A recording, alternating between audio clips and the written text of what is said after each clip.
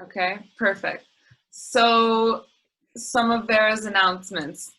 We are the River Collective. We bring together scientists and river defenders. And through these science chats, we hope to discuss a wide range of topics, to discover more about various disciplines and perspectives that are related to protecting rivers. And so these science chats will be available on our website, and as I said, they're live streamed and saved on our Facebook page. So here today we have Lena. She will give us a short presentation, I think around, I don't know how long the presentation is, 20 to 30 minutes? Yeah, I guess a bit shorter. Okay, let's see. And then we will have questions for her at the end. You can either use the little hand raise button or turn on your camera, raise your hand, or ask it in the chat for Lena throughout the presentation. And then we'll give her time to answer them at the end. So without further ado, Lena, you may start, present, introduce yourself, and share your screen. Yeah, perfect. Thanks a lot. And well, first of all, thanks a lot for the invitation to present well my research, or a part of my research here in the science chat. I think it's a really cool initiative that you are having here. So well, yeah, I'm excited to be able to present here. Let me see. I'm sharing my screen, starting to share my screen now. Can you see it? I guess so, hey? Yeah. Okay, perfect. Only, yeah, I think that's better. Well, the presentation I prepared for today is about the history of hydropower development in Lima, in Peru. And it's a research I conducted, or I did like in 2015, 2016, so a couple of years ago. It was back then part of my master's and also the beginning of my PhD, on which I'm currently working again. But well, let me first introduce myself briefly. My name is Lena Hommes, and I'm working at the moment as a lecturer and PhD candidate at Wageningen University in the Netherlands. I have a background in international development studies and international land and water management. And since I graduated in 2015 from my master in international land and water management, I've been well, working as a researcher for a year and a half in total, more or less. And I also worked for the German Development Corporation in Peru for 3 years in topics related to urban drinking water and sanitation. In terms, well, now I'm back at Wageningen University, where I also studied. And in general, my research interest is in political ecology. So the kinds of, yeah, politics, power relations, justice questions, and so on, regarding water management and in particular water infrastructure, so dams, hydropower plants, water transfers, and so on. Yeah, so the research I would like to present to you today is about hydropower development in the region of Lima, as I already said. Well, Lima is first of all, it's the capital city of Peru in South America. But it's also, let's say, the region, because I'm not so much going to talk about the city today, but more about one of the well, most important watersheds close to the city. So that's the Limas watershed, which you see here on the map. And I thought, well, maybe some of you have been to Peru and maybe also some of you know that watershed, but I thought I would share some impressions for you and also kind of talk about how this research came along. Because I actually started the research wondering where the water comes from for I think 14, no, how many millions does Lima have? Like 9 million inhabitants, I think. And it's located in a desert, so there's no precipitation, as you see here in the right side of the picture. That's the main river of Lima, the Limas River, which is very, well, has very little water. So I kind of went into one of the 3 watersheds supplying Lima with water. And what I found is, well, at the end of the watershed, you have the city as a user, but as you go up, you have different rural communities who are using the same water resources for their agriculture. Here, this village is called San Pedro de Casta, which is more or less in the middle part of the watershed. You have a very rich water culture here, for example, in another village, the yearly water party, let's say, Fiesta del Agua. Then you have a lot of, it's quite a small watershed, but you have a lot of hydropower plants, or a lot, well, I think in total it's 5.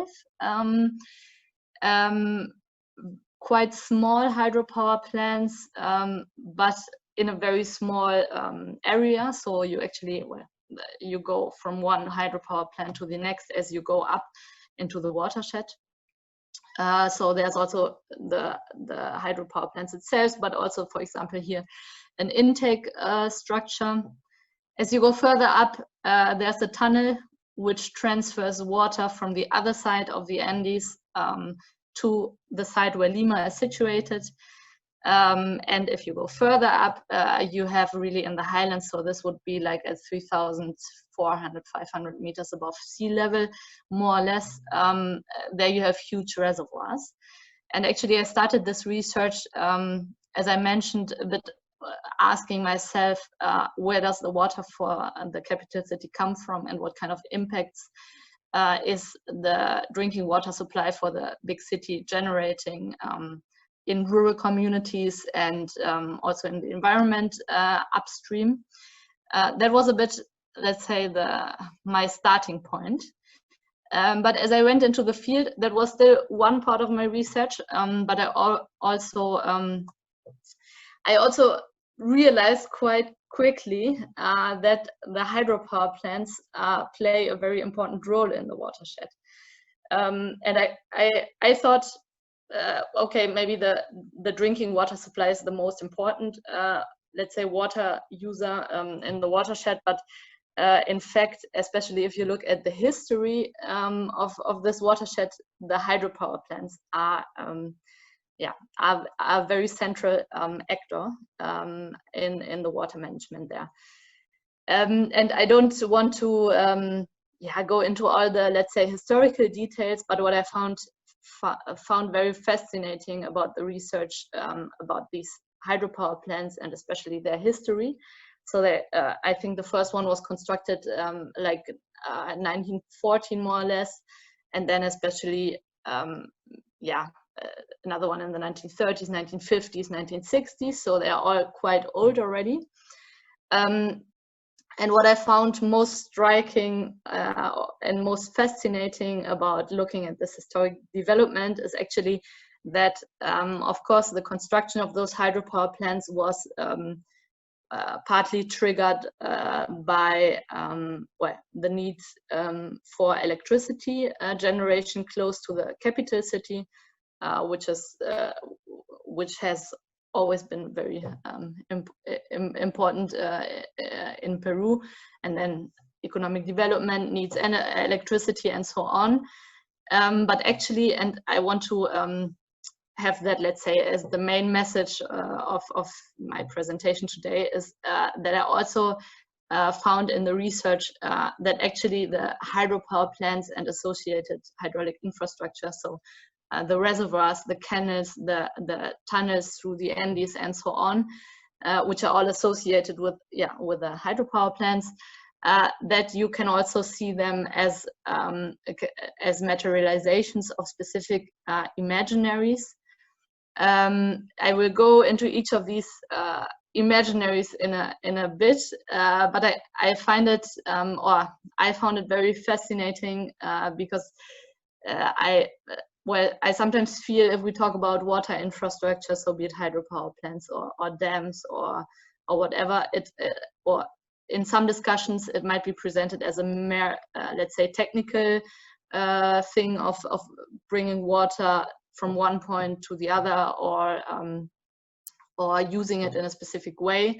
but I do believe that it's very not only interesting but also important to go deeper in terms of how can we understand the construction of infrastructure and what is driving it in the end, because I think that it's not the, let's say, the mere use of it that's the most, that's not the only part which is driving, yeah, for example, a hydropower development.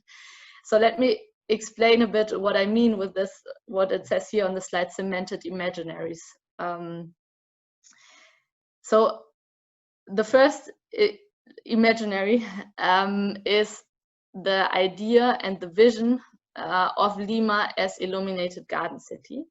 And throughout my presentation, I will basically provide you with some quotes, which I found interesting and which show which show these specific visions of the environment or of the city, or how water should be used. So this idea of Lima as illuminated garden city is very particular, because as you saw on the first picture, Lima is not a green city naturally, because it's located in a desert. So this kind of vision of turning Lima into a illuminated garden city is something very particular, I would say. So here, what Antunes de Mayolo, which is one of the let's say engineering heroes in Peru, he said already in 1929, Lima, the pearl of the Pacific, needs to bedeck herself at night with potent bundles of light shining over her and neighboring populations. And then a bit later he said, the Peruvians of tomorrow will lift up the monument of granite to fecundate the desert wasteland, prevent light and water, light and power, and in general to increase the richness, comfort and beauty of Great Lima, the garden city. So there's a particular vision for Lima, how Lima should look. It should be a garden city. It should be comfortable for the people living there, and for that electricity and water, both in terms of hydropower, interrelated, of course. That was really one of the driving missions behind the huge investment that was made in hydropower plants and the canals and reservoirs associated with it. The next really strong imaginary vision discourse was that hydropower and electricity means progress and modernity. So for example, as you see here in the images, on the one hand, the picture with the llama is it says power for progress for 485,000 kilowatts for the Great Lima. So on the one hand, let's say the electricity portrayed as huge and a symbol of progress, and on the other hand, the llama, which is in my interpretation a symbol of yeah, let's say more the rural lifestyle being lived in the watersheds where the hydropower is produced, and llama looking up to this electricity symbolizing progress. And the same on the other hand to rural women admiring or looking at the, how do you call this, the fall of the tubes of the hydropower plants where the water's falling, and then at the down in the valley bottom it's generating the energy. Here another representation of this idea. Again, it says power for progress. The electrification of Peru is on its way, and kind of this electricity, well, little electricity soldiers marching towards progress and the national flag of the country.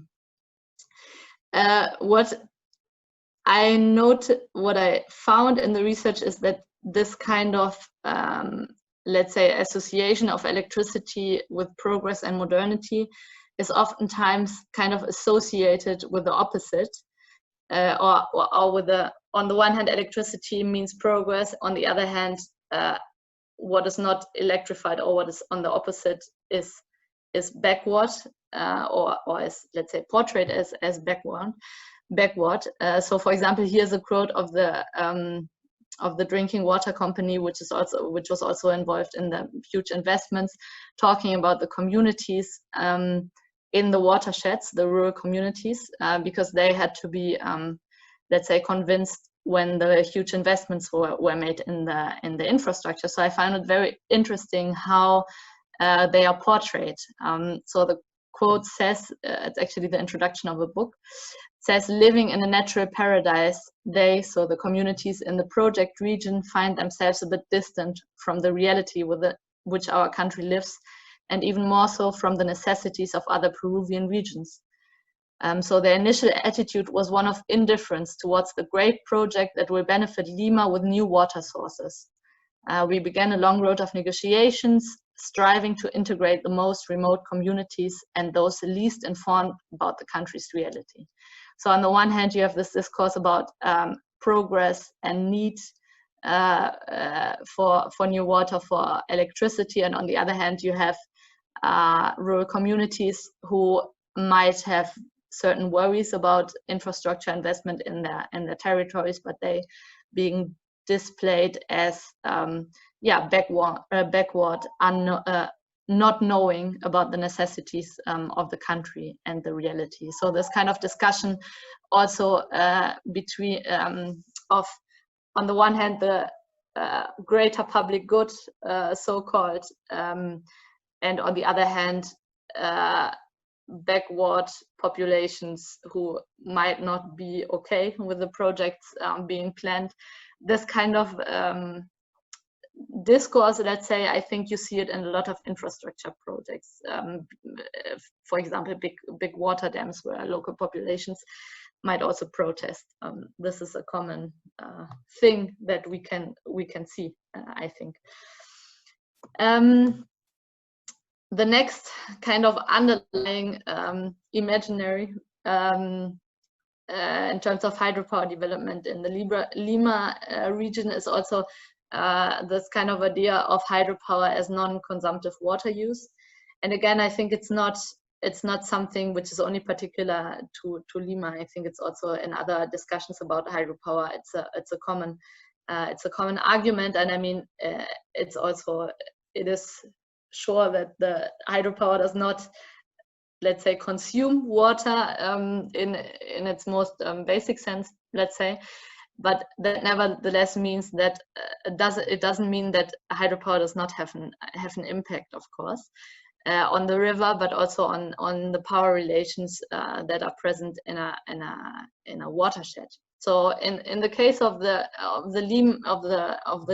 Lima watershed, with the hydropower plants, so the water generates the electricity, but in terms of what it means for the rural communities, which was a bit like my starting point, or one of the starting points of my research, I found that first of all, this kind of canalized river, because I didn't explain that properly, I think, but actually most of the water is conducted outside of the main river course through tunnels from one hydropower plant to the next. So it's a very controlled river. Really, the hydropower companies, together with the drinking water utility of the city of Lima, they have quite a control of water flows because of the different reservoirs and canals that are installed. So on the one hand, that's it brings control and reliability for some, so specifically for hydropower production and the drinking water utility, they can very much regulate which water is needed where. But it also implies for the communities or for some communities that they might be excluded, or there might be disruptions in the little water that is left in the river. So having said that, it's also, I think in this case, there are shifting claims and ideas of ownership. So for example, one representative of Sedapal, the drinking water company, said we own and administer the water as long as it flows in one of our canals. Legally, the water is not owned by them, but I think because of this kind of infrastructure, which makes them be able to control the water flows, does change who has control over the water and who doesn't. So it's not a specific case of well, let's say water grabbing, but there are specific management and control hierarchies in place as an effect of this infrastructure construction. So it's also not for the communities a thing of necessarily water in itself, but more about the distribution of benefits, so also economic benefits made through the use of water for hydropower, and also about autonomy in their territories, in their watershed. So my point with this is a bit that even though there is this strong discourse and idea about hydropower as non-consumptive water use, this leaves out many other effects of hydropower being constructed in a watershed. And what I find interesting about the case in Lima, there's a long history of hydropower in the watershed, and if you go now, or at least that was my experience, if you go now and talk with people about the hydropower development there, they remember it historically as quite a positive thing. So for example, there was one lead engineer who was remembered with a lot of well, how do you say it in English? Well, they tell stories about how he participated in village parties and in a really positive way, also the history. But nowadays I have the feeling it's quite changing. First of all, this topic about ownership, distribution of benefits and so on is present. And also there are worries what's going to happen in a context of climate change, if really the need for that's more related to drinking and to the drinking water for Lima, what's going to happen there if water resources are becoming more scarce in the future. And the last point is about the glorification of engineering as a silver bullet. Also historically, in the case of the hydropower plants that were constructed there, there was a big admiration for the capabilities of engineers and of engineering. So, for example, in 1961, one newspaper article said, today the Santa Eulalia River, which is a sub-watershed of the Lima River, has been conquered until the last drop of its potential energy is squeezed. Without Bona's dreams, none of these industrial projects would be a reality, nor would Lima be the best illuminated city in South America. Bona is a Swiss, or was a Swiss engineer, which you can see here on the picture. And he was the one really pushing for the hydropower development. And most of the hydropower plants in place until today there have been designed and have been designed by him. And he was really like the, let's say, pioneer engineer pushing for it, and received a lot of merits and admiration for it. I think the choice of words is very interesting, because this kind of idea of conquering nature, something that needs to be squeezed and put to work until the last drop, is really something which is not, or was not only present in Peru, but I think in many countries it was one of the motivations behind infrastructure development. So, for example, water dams or hydropower. Here another from a speech of an engineer at the National Engineering University in Lima. who says technical design means liberating men from their struggle for existence and giving them a better opportunity to develop their personality and soul, to become a higher class of human being, more intelligent and technically better equipped to live peacefully in the future. So I think these kind of quotes show that it's oftentimes not merely about technical designs, but it's about ideas of, well, in this case, of manhood, or of modernity, of progress, of where is our place as human beings in relation to nature. And in these kind of framings, you see that the idea is that humans need to conquer nature and put it to use. And here the last quote, here's actually on the right hand, that's Pablo Bona a few years later than on the very first picture.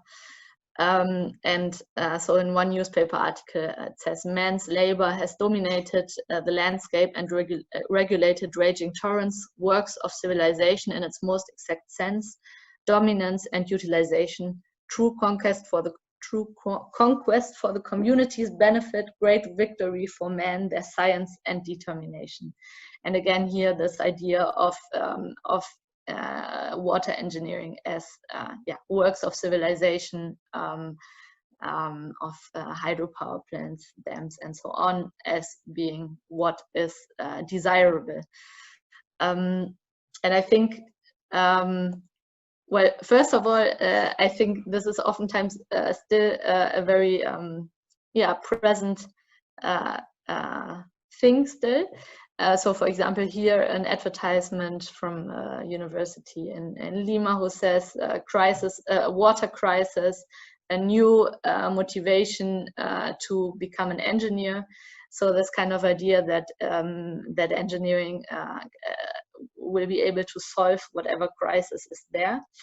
And my point is not so much that I say we don't need engineering or anything. I think, but my point is, or what I found really interesting is that it's not purely about technical designs, but also about this idea: where do we see engineering, to what kind of futures, or to what kind of nature society relationships do we aspire, and what role does engineering have in it? And this kind of, let's say, what I presented from the historic quotes, this glorification really of domination through technical means. And I think that's all from my presentation for now. I hope I hope you enjoyed it. I hope it was interesting for you. I think many things,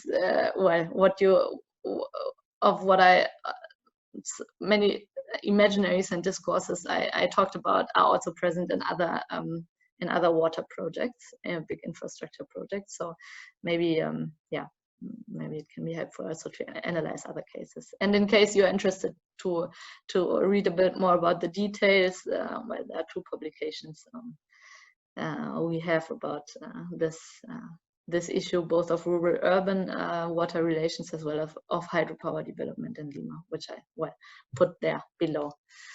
And thanks a lot, and I'm happy to answer questions or discuss with you further about what you thought. Thank you very much, Lena. I was gonna say, you stopped sharing the screen. I can also go back to. No, that's. I thought maybe now we can all see each other. I was gonna say, I wrote down some questions here. In one of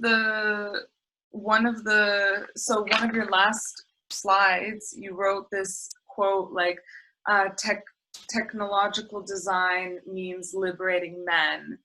And a lot of these quotes look like they were in the 60s or in the 70s or whatever. Mm-hmm. So this seems like it was kind of pushing this narrative towards the communities. What is it like now? How does the people react now to all of this, to the development, or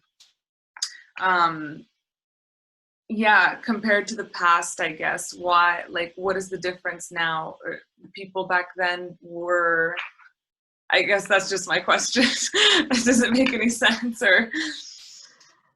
Yeah, you mean in terms of So you mean like what the rural communities yeah, I guess or my question the is, general? so Yeah, first, who was pushing this narrative in the past? Like, who yeah, were the people saying it to whom?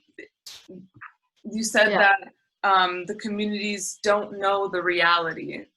So who was telling who that they don't know the reality? Why were the communities trying to be convinced of a different reality, of being convinced that they needed to be liberated?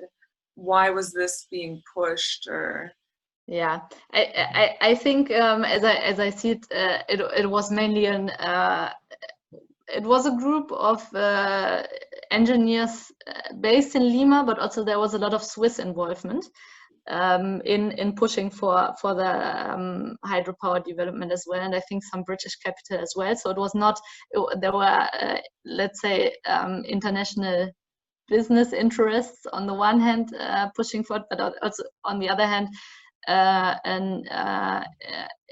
yeah, engineering elite in Lima yeah, promoting this kind of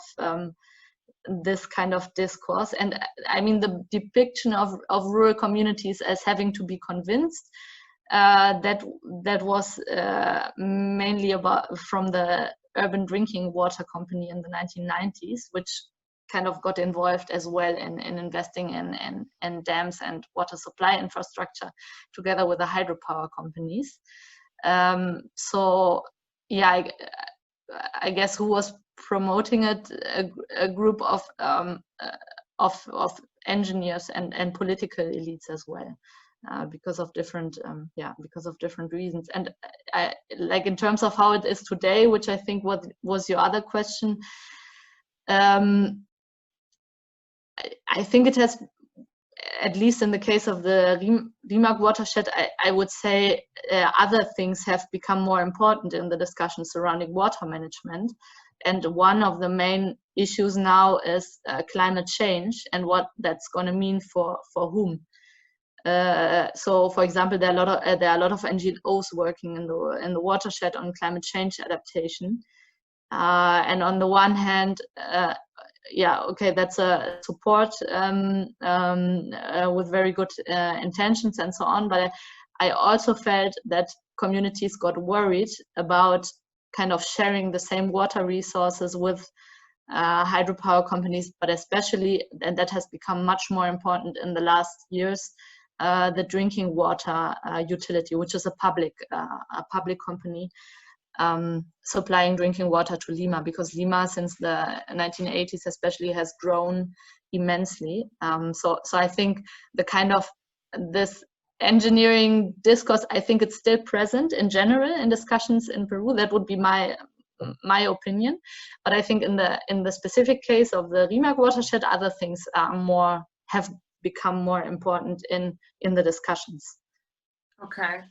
And then, not sure if that answers. Yeah. No, it does. And then also, as you just mentioned, it's a public company owning, hey Ellie, it's a public company owning the drinking supply being supplied to Lima. Mm-hmm. And then this quote stuck with me in one of the other slides, the water we own if it flows through our canals.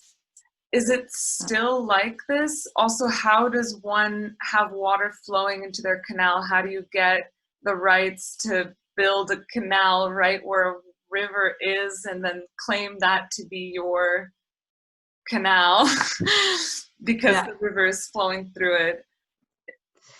Yeah, I think legally, legally the water is not owned by anybody, but it's considered a public good. But it is indeed that you can have ownership over a canal, and yeah, you need to have licenses to construct kind of canal. And I mean, in this case, it's drinking water supply for Lima, which is the most important city in the country. So there is a lot of political interest to make sure there's enough drinking water and there's enough water for all the urban uses, so drinking water, but also industrial use, and so on. And I think, let's say, this quote I put from the urban water utility, that's what they told me in the interview, but it's not legally. Yeah. Okay. It's not legally that it's really theirs. But I think sometimes also it matters more what is done in practice, let's say. And because in this case, most of the water, as I said, is conducted outside of the riverbed. It gives them quite a lot of control. And I'm not sure, to be honest, I'm not sure if they would construct the same things nowadays, because it's already quite an old infrastructure. Maybe the environmental legislation and so on has changed. But yeah. Okay, thank you. And Jens also had a question. Jens, do you want to ask it yourself? Hello, thank you. It was a very interesting talk. My question is related to your own how do you place yourself in this constellation of power struggles as a researcher? Are you neutral? Do you think you are neutral? Are you pro or anti hydropower? What are your personal thoughts about the topic? Yeah, good question. Thanks. Yeah, I think I'm not neutral in all of this. And I have to be honest, when I started the research, I was much less neutral than I am now. I think I started a bit the research having this idea of water grabbing in my mind, and thinking the poor rural communities are dispossessed of their water. That was a bit my starting point, and of course that's very much very biased in a way, but that's my own starting point. I think let's say this kind of personal learning process I went through was a bit that I should be more careful, maybe, as a researcher with I do believe researchers can have a political positioning and should be kind of explicit about it, because we all have our things, what we think is important or what is not important. But I think it changed a bit, because I also, in a way that I also realized it's never that black and white, and especially in this case, as I briefly mentioned, for example, also that if you ask especially the older people of how they remember the hydropower companies coming into the watershed, it's very positive. It's not, some people say, I'm not sure if they paid something for it, for constructing the reservoirs in the highlands, but it's in general surprisingly positive. And I think that it is shifting towards asking, is it really that positive, and positive for whom? But there I was, let's say, surprised myself, and had to kind of challenge myself to get out of this black and white thinking, poor rural communities against powerful companies. Yeah. So, are you pro or anti either projects?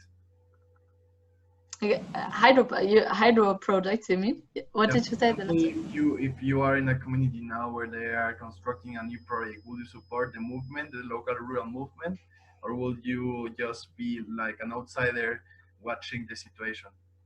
That's my curiosity, because you said I'm an anthropologist, and me myself have been in this situation, and I understand your fear is bias. I don't think it's bias. I think it's being human, and it's being doing social research. And I think we can actually do social research and have a political posture. So, for example, whenever I go to the field, I'm very clear that I have this idea that for me, Hydro project is really bad, as an ecologist and as an anthropologist. And that hasn't changed in many years without going to the field. Even me understanding like the power structures and the imaginaries and narratives that their own enterprises construct. Because at the end, for example, you are telling that these people remember all the hydropower, like the fierce water infrastructure construction, like something positive.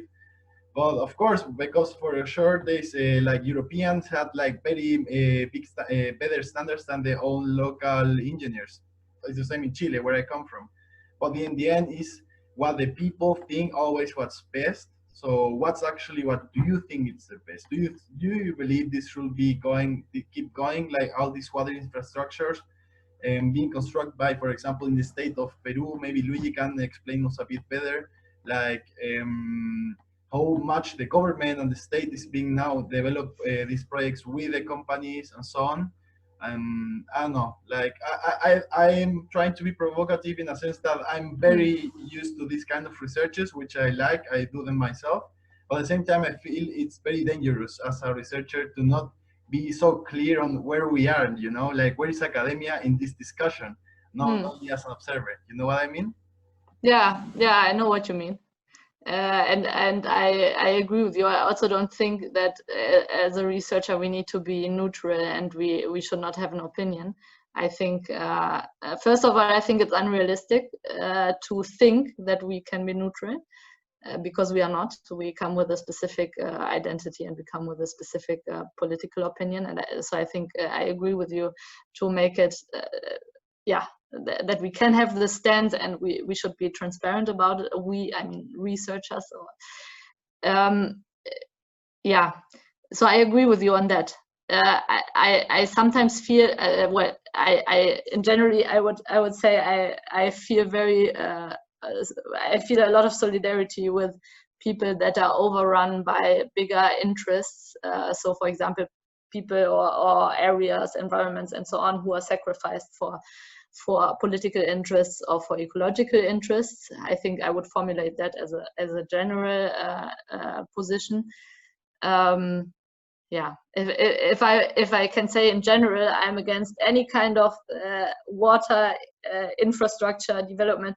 I'm not a big fan of generalizing my opinion about among whatever kind of context. I would rather I think I can't answer that. But in general, I very much agree with you that I also think research and researchers need to take a political stance, and it can also be an important function of research in the end, no? And yeah. Thank you, Lena. In the chat, we also have a question from Ilaria. She wrote to me that she's in the library right now, so I'll just read her question. She wrote, what about the impacts of this infrastructure on the biodiversity surrounding the river? I don't know if you have done this type of research from a sort of political ecology perspective, or if you have another insight to answer this question. No, I think it's a very good question, but I'm afraid I can't really answer that. Because I haven't done research on it myself, and I'm also not aware that there has been research done on it specifically. I do imagine that the impact on biodiversity is quite huge because the flow regime of the river is changed totally. So especially in the dry period, I mean, there are some ecological flows left over in the river, but it's very little water because I mean naturally the river would have a lot of receive a lot of rainfall in a few months during the year, and then have less water during the rest of the year. But that's all changed because of the water infrastructure in place, and also because in the end both the drinking water company as well as the hydropower companies they decide how much water is discharged when, having a year planning and looking at how much rainfall is expected, what's the level of the reservoirs, how much drinking water is going to be needed, and so on. So I imagine that there's no natural river as such flowing there anymore. So I imagine that the biodiversity impact is is big, is significant there, but I don't, I can't base that on a study, or I haven't looked into that myself in detail. Okay, but interesting. Oh, Ellie has. I was just gonna make the comment and say interesting that it. So you're just saying you haven't come across it, but it doesn't mean it's not out there. Or in terms of, I mean, ecological studies. Yeah, or impact of biodiversity in this river. No. Okay. No, if anybody knows about it, I would be happy to read it. I haven't seen it yet. I mean, there are still plans to construct more hydropower plants in this area, and nowadays, as far as I know, they have to have an environmental impact assessment. Mm-hmm. But then, I mean, first of all, as far as I know, back then when the first hydropower plants were constructed, then the legislation and yeah, it was a totally different context. So I've never seen a ecological impact assessment from the first hydropower plants. And I mean, nowadays, I can also imagine that the ecological impact assessments they do might be over what is already there, and a river which is mainly conducted in tunnels, biodiversity effects, like let's say to the river itself, it doesn't matter so much anymore if you put another hydropower plant at one point of the canal, because the river is already modified quite strongly. Yeah, but I haven't seen studies looking at these kind of biodiversity considerations. Okay. Ellie, you said you had a question? Yeah. Yeah, thank you. Very interesting. And kind of another concept for us, right? Because from now we've always looked at all the whole topic from the ecological side, let's say. So, but we know and we've learned so many times that for most of these rivers, ecological data is missing and so on. So would indeed be interesting. But my actual question, or more first statement and then question, will go back to the engineers, because I'm an engineer myself, and I was thinking, oh, I should become an engineer so I can do all these cool things and change stuff. But yeah, in the end, I don't know what to do, first of all. And second of all, I'm wondering about this. So my question is, but give me a second, how did you approach those engineers, and how did you, or I guess you talked to many people throughout your research, right? And I was wondering how you got in touch with them and how was the base of conversation and so on. And then my other question is, Chess kind of asked it already, but it was more like, how do engineers position themselves nowadays? Because as you said, back in the day, they were the heroes and kind of putting nature into place. And then a couple of years back, I heard this presentation of an engineer talking about a hydropower plant in Albania and how many challenges they were facing and how good of a job they did by managing it all. But I feel like in today's society, this is not something adorable anymore. Like, people wouldn't look up to these people so much. Now it's more about how to combine those big infrastructure projects with also kind of an ecological view. Yeah. Yeah. Yeah. I can also imagine that I think and hope that also approaches have changed, and I do believe myself that I think it's necessary to bring together all kind of disciplines in projects.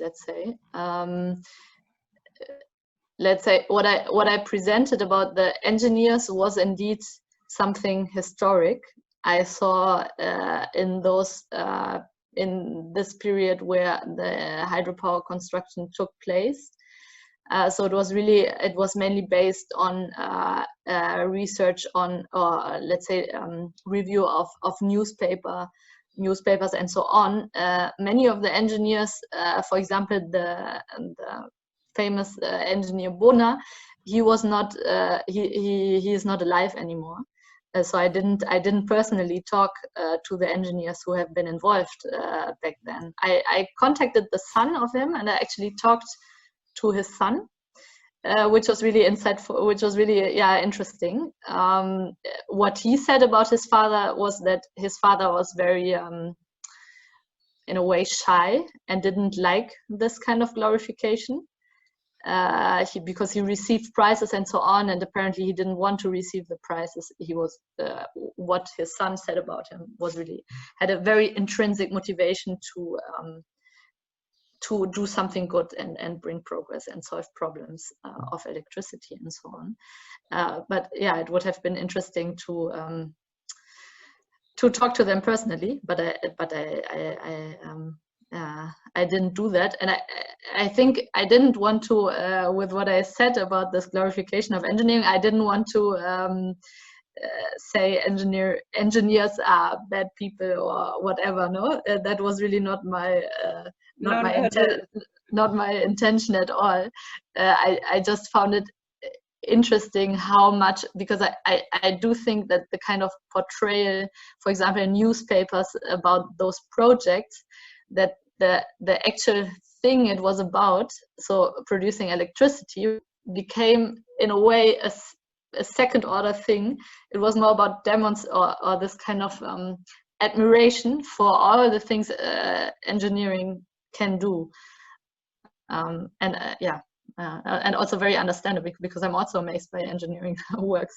If I stand on top of a water dam, maybe politically I'm not in favor of it, but I do find it impressive, I have to say. Yeah. Thank you. Next, Luigi had a question, and I want to give him time to answer the question. We have about 5 minutes left. Luigi? Thank you, Jess. I'll try to be brief. Hi, Lena. Nice to see you again. Hi, nice to see you. So yes, I'm here in Lima. I've lived in Lima almost all my life. And yes, there are more than, like when I was born 31 years ago, there were just like 5-6 million people, and now there's more than 10 million people in the city. So I've seen how fast this has grown, and going up the mountain every year, also seeing how the rivers are smaller. So the thing now that I don't think hydropower is a problem, because as you said, climate change is hitting pretty hard in the high Andes, and there's really like not much water flowing down the rivers.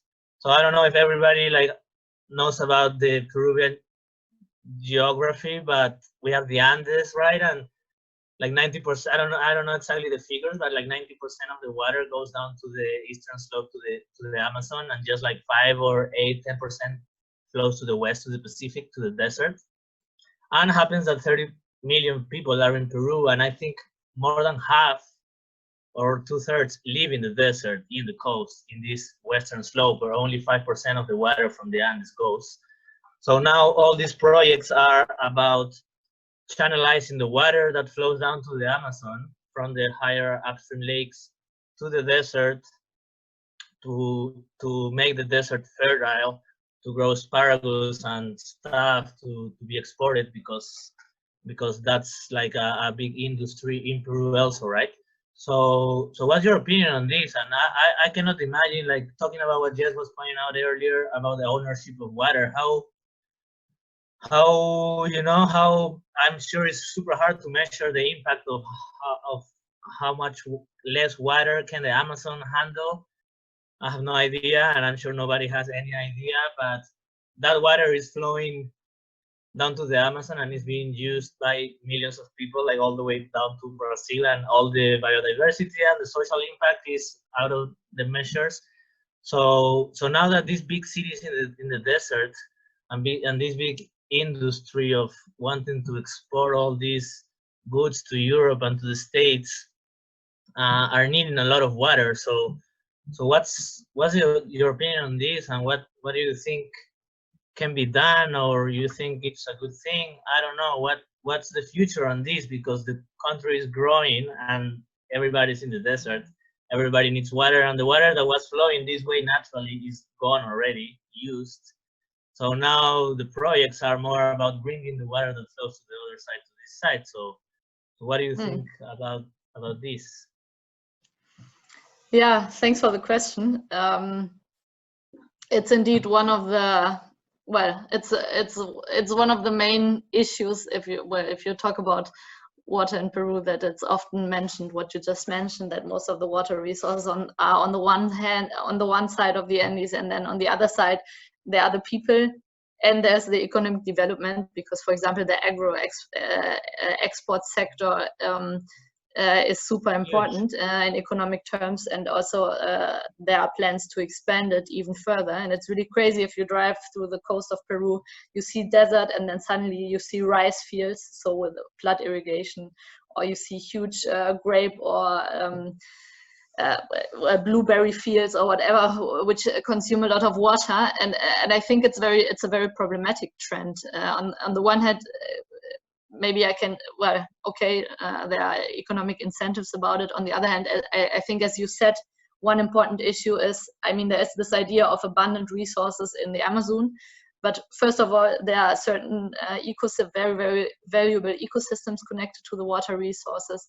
On the other hand, it's flowing downstream, and there are a lot of other users, let's say on a large scale. So I think many of these considerations are often not taken into account. And that generates conflicts also with local highland communities. So for example, in the case of Ica, which is like south of Lima, where there's a lot of agro exploitation and groundwater depletion and so on, and then they transferred huge amounts from the Andes to the coast, and that generated conflicts with highland communities who said our wetlands are drying out and so on. So I think it's a very short-sighted vision to kind of think we can transfer whatever kind of amount of water to the coast. I would say it's super unsustainable. On the one hand, it's also not taking into account a lot of issues which are there. So I would generally say think about it very well before you do such a crazy thing. Yeah, thank you. Yeah, thank you. Lena. Yeah, I'm actually sorry. I'm actually seeing that Angel is listening and had a question, or well, I'm not sure. No, that's what I was gonna say. I was gonna say we're a bit over time, but if you don't mind, Angel has a question. Yeah, Do you want to ask it, or? Yeah, Angel is actually a descendant of one of those engineers. Okay. Constructing the hydropower plants. Hello. Hi, Angel. We can hear you, Angel. I have the time. Okay, great. I wanted only to, hi Lena. Hi. Thanks for inviting me. I only wanted to make a mention about if hydro plants are good or not. I think it's a really interesting question, and can make a webinar on it. I only make some frame on it. For example, I'm an energy technician and work in the renewable field in the climate finance sector, and there are some limits out there, and they're going to be strengthened in the next years. The very starting point from a finance point of view for financing these projects are to comply with local regulation, and of limits of international funds are like 10 megawatts are the limits that are understood that might be maintained under the conditions, the local conditions to make more positive than a negative impact. That's what international standards are.